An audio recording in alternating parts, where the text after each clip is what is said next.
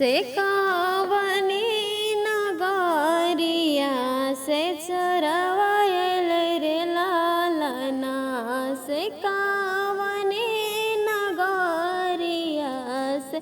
चरवायल रे लालना से कावनी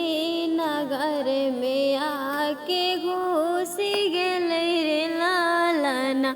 से कावनी नगर में आके घुसी गेलै रे लालना से जार से बेजार रोथिन दूर रे तो बेटी रे लालना से जार से बेजार रोथिन दूर रे तो बेटी रे लालना से आज मोर दादा के संपत्तियाँ लुटतन रे लालना से आज मोर दादा के संपत्तियाँ लुटतन रे लालना से चुप रहा दुल रे तो बेटी रे लालना से चुप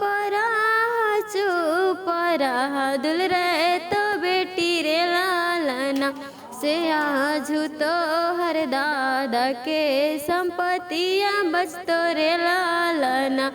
से मम्मी के दुलारी धियावा चोरी होतन रे लालना से मम्मी के दुलारी धियावा चोरी होतन रे लालना से भैया के दुलारी बहन